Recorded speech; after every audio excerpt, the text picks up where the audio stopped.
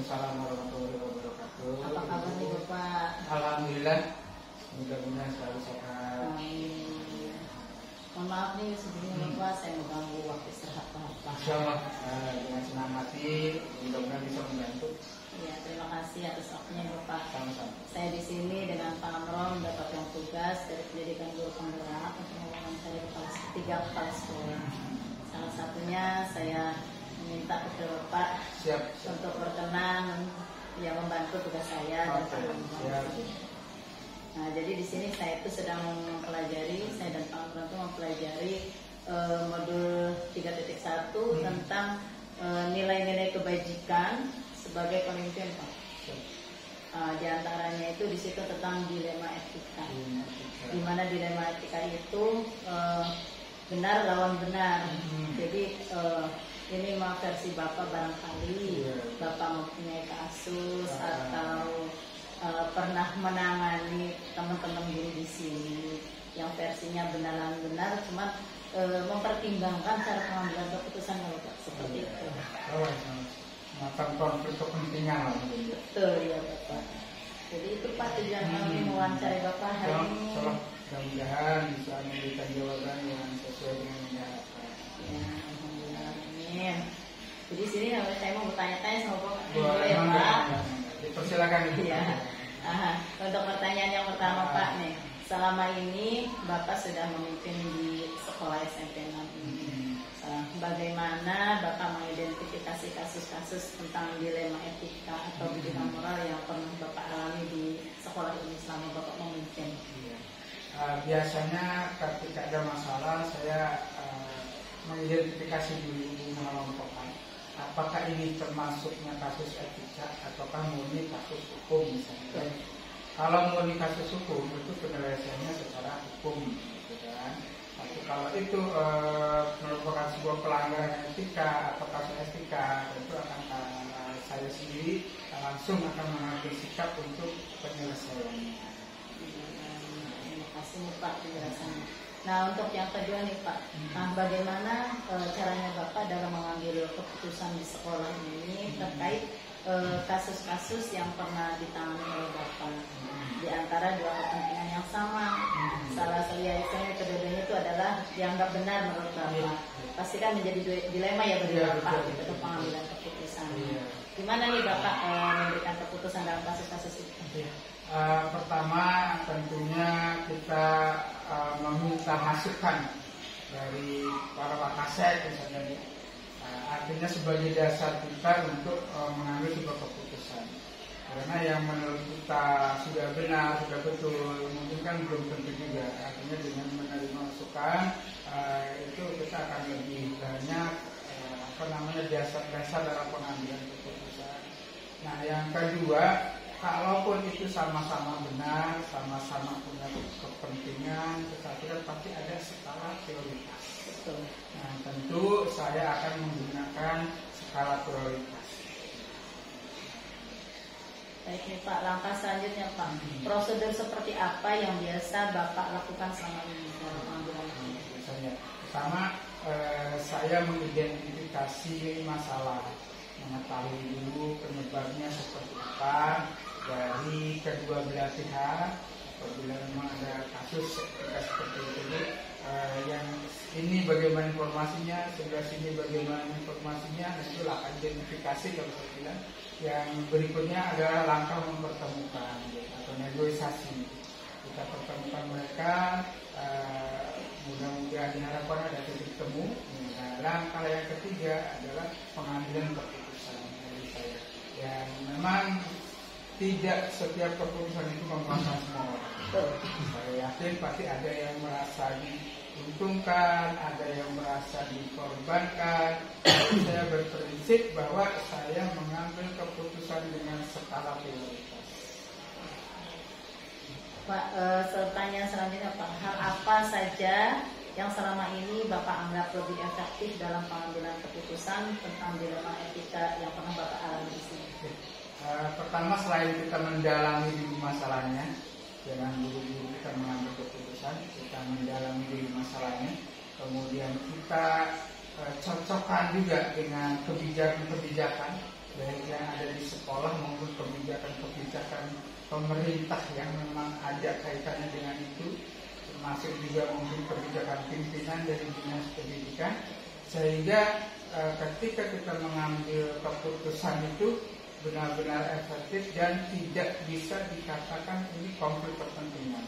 Kenapa? Karena kita sudah mendasarkan pada etika yang ada, aturan yang ada, kebijakan-kebijakan yang ada. Saya kira itu. Pengambilan keputusannya tetap kita usahakan melalui musyawarah mufakat, tapi dasar-dasar pengambilan keputusan itu harus tetap mengacu pada etika dan norma-norma yang berlaku. Terima kasih. Nanti pertanyaan dari sama Pak Amron ya Pak. Mungkin kan tadi sudah dijawab sebagian ya Pak ya. Mungkin pertanyaan yang selanjutnya yaitu hal apa saja yang selama ini merupakan tantangan dalam pengambilan keputusan pada kasus-kasus dilema etika. Baik, bismillahirrahmanirrahim. Mudah-mudahan Allah memberi saya petunjuk untuk memberikan jawaban yang betul ya Pak Amron, sehingga menjadi edukasi dan pembelajaran untuk kita semua. Gitu. Tadi pertanyaannya adalah apa saja tantangannya ya Pak Amron? Tantangan dan hambatan ketika kita mengambil keputusan. Yang pertama adalah ya tadi itu adanya konflik kepentingan biasanya. Yang kedua, tidak setiap keputusan terbaik itu diterima oleh semua orang. Tidak semua orang memahami niat kita. Kadang kita niatnya baik, tetapi bisa saja orang menganggap bahwa kita itu memburu kesayangan, itu ya dianggapnya kita tidak adil dan berat sebelah. Jadi tantangannya adalah tidak semua orang bisa paham dengan keputusan ataupun kebijakan yang kita ambil.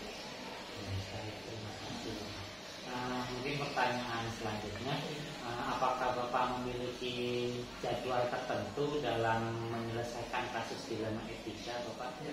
Kalau untuk penyelesaian kasus sih tidak ada jadwal tertentu, tetapi kalau pembinaan dalam rangka pencegahan timbulnya kasus itu saya punya jadwal. Misalnya sebulan sekali kita adakan evaluasi KBM. Tetapi kalau penyelesaian, jadwal itu timbul ketika masalahnya terjadi. Misalnya di hari Jumat ada masalah. Nah, kita kan butuh waktu untuk mengidentifikasi Pak. Kita jadwalkan penyelesaian di hari Rabu misalnya. Jadi jadwal ditentukan setelah timbulnya masalah. Baik, berarti secara langsung menyelesaikan di tempat ya? Langsung menyelesaikan di tempat. Oke. Pertanyaan selanjutnya Pak, adakah seseorang atau faktor apa saja yang selama ini mempermudah atau membantu Bapak dalam pengambilan keputusan dalam kasus-kasus dilema etika? Alhamdulillah, jadi kita kan selaku kepala sekolah bekerja itu tidak sendiri. Saya yakin sepintar apapun seseorang kepala sekolah kalau bekerja sendiri nggak akan bisa. Tetapi kan kita ada rekan-rekan, terutama wakil kepala sekolah. Nah itulah pihak-pihak stakeholder yang bisa membantu kita dalam menyelesaikan masalah. Kalau misalnya masalahnya menyangkut dengan di luar sekolah, kita punya komite yang bisa kita libatkan untuk membantu. Jadi itu stakeholder yang bisa membantu kita dalam mempermudah penyelesaian masalah. Terima kasih Bapak.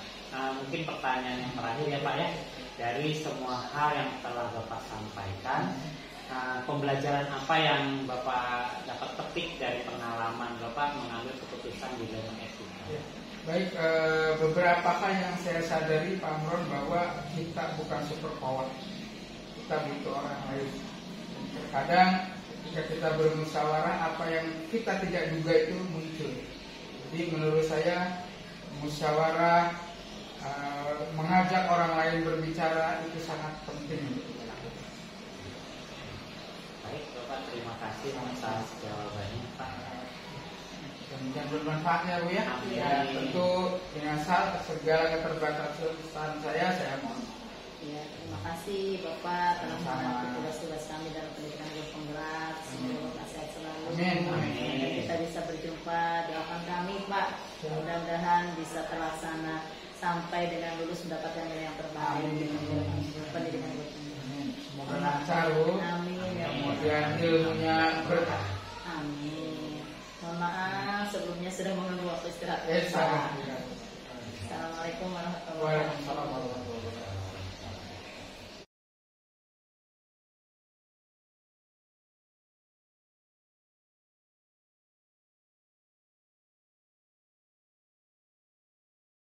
Assalamualaikum Ibu.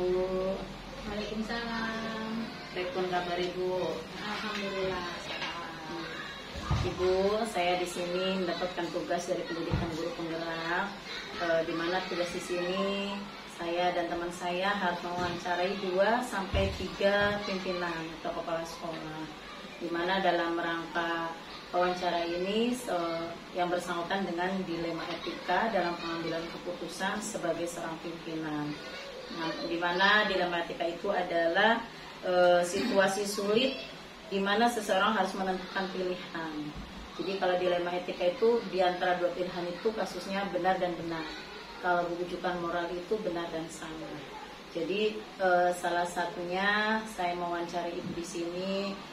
Saya ingin tahu dan lebih memahami bagaimana cara pengambilan keputusan Ibu selaku pemimpin di sekolah ini. Begitu Ibu. Iya, baik. Kalau permasalahan itu ringan, permasalahannya ringan, Ibu biasanya ya diambil keputusan sendiri, begitu, diselesaikan sendiri. Tetapi kalau keputusannya itu berat, biasanya Ibu minta bantuan Bapak dan Ibu guru yang lain untuk berdiskusi dulu gitu untuk mengambil keputusan supaya tidak salah langkah. Oke, baik. Jadi di sini kegiatan saya ada beberapa pertanyaan Ibu yang akan saya tanyakan ke Ibu selaku pimpinan sekolah ini. Yang pertama, selama ini Ibu menjabat sebagai kepala sekolah, bertugas sebagai kepala sekolah. Bagaimana Ibu mengidentifikasi kasus-kasus yang merupakan dilema etika atau bujukan moral yang pernah Ibu alami di sekolah ini? Untuk mengidentifikasinya, Ibu juga harus melihat dulu apa penyebabnya, siapa pelakunya, siapa yang melakukan kesalahan begitu. Kemudian juga Ibu juga mencari tahu dari warga sekitar, barangkali ada referensi gitu untuk mengambil keputusan ini. Oke, baik Bu. Nah, pertanyaan selanjutnya Ibu. Nah, selama ini bagaimana Ibu menjalankan pengambilan keputusan dalam mengambil keputusan di sekolah Ibu, terutama kasus-kasus di mana ada 2 kepentingan yang sama-sama benar Bu, dalam artian mengandung nilai kebijakan dari masalah kasus itu. Bagaimana kalau Ibu melakukan pengambilan keputusannya Bu?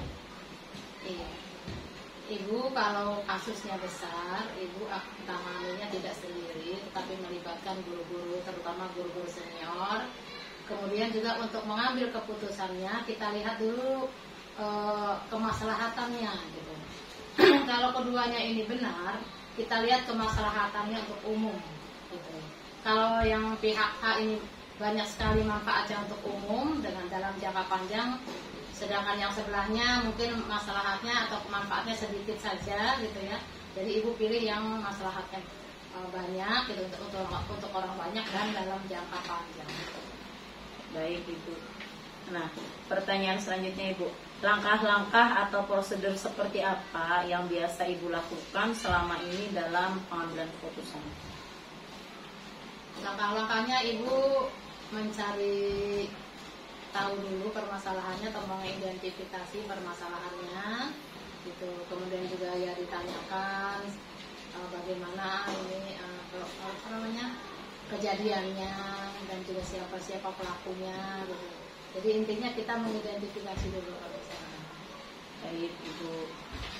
Hal-hal apa saja nih Bu yang selama ini Ibu anggap lebih efektif dalam mengambil keputusan di kasus dilema etika yang pernah Ibu alami di sekolah ini?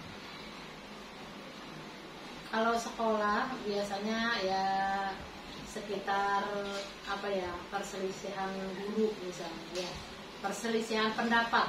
Sebenarnya itu kalau misalnya kita teliti, sebenarnya itu kadang-kadang tidak terlalu berat sih, cuma karena salah paham ya, jadi terjadilah gitu perselisihan. Nah itu juga kita harus bijak bagaimana caranya supaya kesalahpahaman ini bisa menjadikan suatu hikmah gitu tuh, agar kesalahpahaman ini tidak terjadi lagi dan dua guru yang sedang berselisih ini bisa kembali rukun kembali.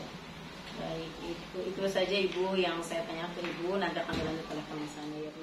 Izin bertanya ya Ibu ya. Ya silakan. Melanjutkan dari pertanyaan Ibu Mumu. Pertanyaan yang pertama dari saya Ibu, hal-hal apa saja yang selama ini merupakan tantangan dalam pengambilan keputusan pada kasus-kasus dilema etika Ibu? Iya, jawabannya mungkin hampir sama ya dengan itu. Tantangannya ada juga apabila kita misalnya tidak mendapatkan jawaban dari permasalahan yang terjadi. Itu yang menjadi dilema. Kalau kita tidak tahu permasalahannya, kemudian kita memutuskan, sedangkan keputusan itu yang diambil itu salah. Nah, itulah dilemanya. Mudah-mudahan tidak terjadi. Nah, baik Ibu. Apakah Ibu memiliki sebuah jadwal tertentu dalam sebuah penyelesaian kasus dilema Ibu? Kalau jadwal tertentu tidak ada. Kalau kasusnya itu ringan, langsung diselesaikan. Tapi kalau kasusnya berat, nah kita rundingan dulu, kita ajak musyawarah guru-guru yang terutama yang senior. Baik, berarti secara langsung ya Bu ya, kalau masalahnya masih ringan. Masih ringan. Oke. Pertanyaan selanjutnya Ibu, adakah seseorang atau faktor-faktor yang selama ini mempermudah atau membantu Ibu dalam pengambilan keputusan di dalam kasus-kasus dilema etika Ibu? Banyak sekali faktornya ya. Di antaranya yaitu kita harus tahu dulu penyebab permasalahannya apa, kemudian siapa-siapa yang terlibat ya, dan juga kita jangan menyalahkan salah satu dari mereka dulu ya. Jangan menyalahkan dulu, pokoknya kita berusaha di tengah-tengah gitu, harus netral. Dan banyak sekali hal-hal yang perlu kita lakukan, langkah-langkahnya juga terutama juga berdiskusi. Jadi pada saat kita akan memutuskan itu, kedua belah pihak harus ada gitu, kita ajak berdiskusi. Kemudian juga secara bergantian mereka harus mengemukakan apa permasalahannya supaya kita tahu gitu tuh dalam mengambil keputusannya nanti. Baik, terima kasih jawabannya Ibu.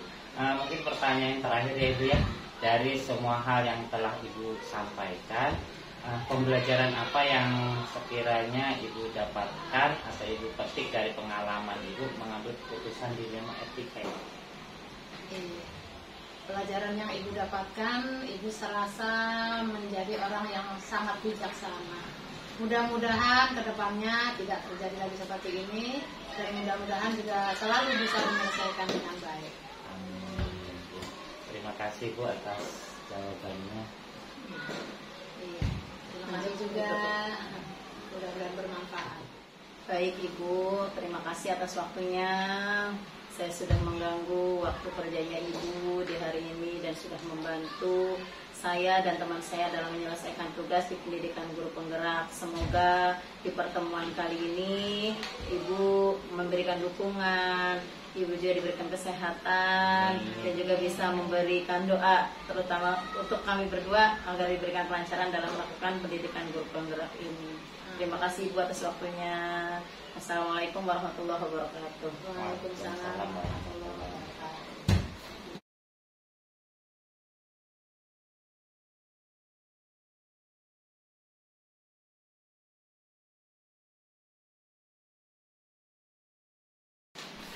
Assalamualaikum warahmatullahi wabarakatuh. Waalaikumsalam. Selamat siang. Apa kabar Bapak hari ini? Alhamdulillah sangat baik. Alhamdulillah.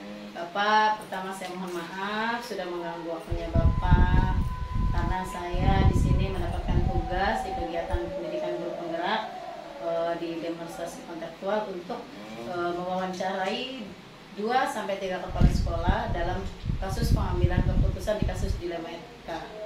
Jadi sekarang Bapak adalah pimpinan atau kepala sekolah yang ketiga yang saya wawancarai Bapak. Nanti di wawancara ini saya akan bertanya bertanya tentang pengalaman Bapak dalam melakukan pengambilan keputusan tentang dilema etika. Siap, insya Allah kalau bisa dijawab ya, kalau enggak saya pulang. Siap, bisa jawab insya Allah. Baik Bapak, pertanyaan yang pertama, selama ini Bapak sebagai pimpinan, bagaimana Bapak dapat mengidentifikasi kasus-kasus yang merupakan dilema etika atau rujukan moral? Ya, terima kasih pertanyaannya.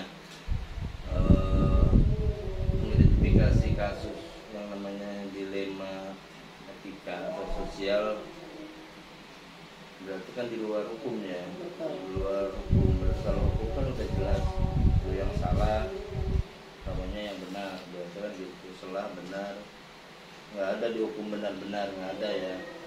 Nah, jadi mengidentifikasinya bahwa kasus itu merupakan dilema sosial ya tadi dua-duanya merasa benar. Nah, mengidentifikasinya itu aja. Jadi jika dua-duanya merasa benar, wah itu berarti dilema etika. Oh, begitu. Baik Bapak. Pertanyaan selanjutnya Pak, bagaimana Bapak selama ini menjalankan pengambilan keputusan sekolah Bapak, terutama pada kasus-kasus di mana ada dua kepentingan yang sama-sama benar dan itu pun penanganannya mengandung nilai kebijakan kebajikan. Kebajikan. Ya, sama aja. Kalau orang yang bajik pasti bijak. Orang bijak pasti bajik apa? Kebajik. Iya. Jadi menanganinya yang pertama kan dilihat dari masalahnya seperti apa, akar masalahnya, identifikasi kejadiannya seperti apa kan gitu. Kemudian kita menanyakan benarnya ini kejadian seperti apa. Kalau dua-duanya mengaku benar, kita cari saksinya, ada nggak yang melihat kejadian tersebut. Setelah tahu oh seperti itu kejadiannya, baru kita memutuskan dengan cara keluarga, dengan cara baik-baik, biar dua-duanya merasa diuntungkan. Begitu. Iya, baik Bapak. Langkah-langkah atau prosedur seperti apa yang pernah Bapak lakukan selama ini dalam pengambilan keputusan dilema etika? Makanya yang pertama tadi identifikasi masalahnya dulu, cari akar masalahnya di mana. Kemudian setelah tahu, oh cari solusinya, solusi yang terbaik seperti apa. Kemudian baru kita melakukan keputusan. Masa keputusannya ya sesuai dengan norma-norma keadilan, norma-norma yang tidak merugikan salah satu pihak. Setelah keputusan keluar dengan bantuan teman-teman, ya ada guru, ada orang tua siswa, kalau mungkin kita melibatkan komite. Setelah tahu akarnya, solusinya ada, baru kita putuskan masalah tersebut ya dengan tidak merugikan kedua belah. Gitu. Baik Bapak, terima kasih. Hal-hal apa saja nih Pak yang selama ini Bapak anggap efektif dalam pengambilan keputusan pada kasus dilema etika? Yang efektif itu tidak ditunda-tunda kasusnya. Barangkali kalau ada kasus hari ini ya selesaikan hari ini, begitu. Jadi lebih efektif, lebih cepat, lebih baik gitu. Ikan cepat, ikan gandus, lebih cepat lebih bagus. Baik Bapak, terima kasih. Pertanyaan selanjutnya dilanjutkan. Siap. Nah, izin bertanya ya Pak ya. Nah, Pak lanjutkan kembali. Pertanyaannya, hal-hal apa saja yang selama ini merupakan tantangan dalam pengambilan keputusan pada kasus-kasus dilema etika, Bapak? Tantangannya ketika kita mengambil keputusannya, khawatir ada yang tidak menerima dengan keputusan itu. Jadi tantangannya ketika mengambil keputusan itu. Jadi tantangannya ketika mengambil keputusan ya Bapak. Khawatir ada yang merasa dirugikan. Oke. Selanjutnya Pak, apakah ada jadwal tersendiri Pak dalam menyelesaikan kasus-kasus dilema etika? Untuk kasus etika, kayaknya saya tidak punya jadwal. Jadi ketika terjadi hari itu, kita selesaikan hari itu. ahli. Jika orang yang kita perlukan tidak bisa hadir, mungkin besoknya kita selesaikan. Kalau nggak selesai di sekolah, kita selesaikan ke rumah orang tua tersebut. Mungkin itu. Baik, berarti diselesaikan langsung ya Pak Langsung, ya? ya, tidak ada jadwal. Terima kasih Pak. Pertanyaan selanjutnya Pak, adakah seseorang atau faktor-faktor apa saja yang selama ini mempermudah atau membantu Bapak dalam pengambilan keputusan Pak? Untuk mempermudah ya, mungkin faktornya yang pertama kasusnya dulu, kasusnya mudah apa berat. Kalau kasusnya mudah ya mungkin bisa diselesaikan hari itu. Iya. Jadi faktor-faktornya ya teman-teman juga sih. Teman-teman kan membantu, teman-teman guru, orang tua siswa, kemudian komite sekolah. Jadi faktor untuk mempermudah menyelesaikan dilema ini ya teman-teman guru. Baik Bapak, terima kasih. Pertanyaan terakhir ya Pak ya. Siap. Dari semua hal yang telah Bapak sampaikan, nah pembelajaran apa yang sekiranya Bapak bisa petik dari pengalaman selama mengambil keputusan mengenai ini? Pembelajarannya mungkin kita lebih bijak ya. Lebih bijak itu apa? Lebih adil, berlaku adil. Jadi semakin banyak kasus, maka semakin bijak kita nanti. Gitu. Terima kasih banyak Pak atas jawabannya Pak. Sama-sama. Terima kasih atas waktunya. Saya sudah mengganggu waktu jam pulang Bapak. Mudah-mudahan hari ini dan selanjutnya Bapak bisa membantu kami berdua dalam menyelesaikan kalau tugas masih pendidikan sehat. Bapak. Amin. Amin. Saya doakan Bapak selalu sehat, Amin. diberikan keberkahan, lancar dalam segala urusan. Amin. Terima kasih Bapak atas waktunya. Assalamualaikum warahmatullahi wabarakatuh. Waalaikumsalam.